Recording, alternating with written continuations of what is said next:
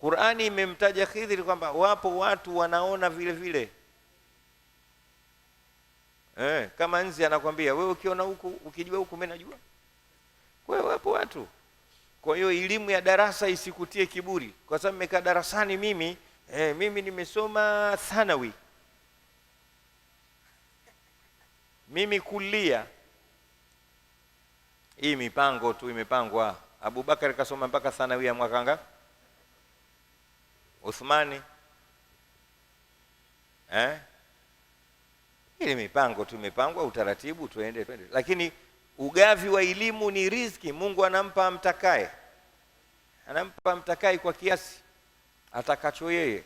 Ndio akasema wa fauqa kulli dhi ilmin, kila juu ya anayejua kuna anayejua. Yani wewe jua utakavyojua, anatokea mtu anajua kuliko ujua wewe. Wa fauqa kulli dhi ilmin. Kwa hiyo kama tulivyosema siku ile, ilmu tahadhari, ina shibri ngapi? 3. Mtu akiingia katika shibri ya kwanza anakuwa kiburi.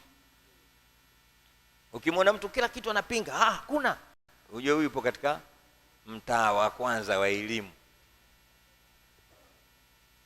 Umeelewa? Akisogea akienda katika mtaa wa pili, yeye anaanza kunyenyekea watu. Kumbe kumbe hii wasijui mimi. Akienda ya 3 ndo balaa, alima annahu la ya'lam, anajua kumbe mimi sijui chochote. Kwanza anakuwa na kiburi.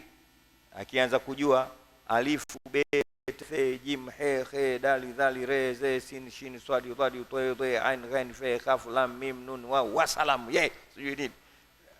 Akimkuta asojua hizi anamwona bogus, kiburi, kila kitu. Hiyo amna wewe ndio kwanza darasa la kwanza.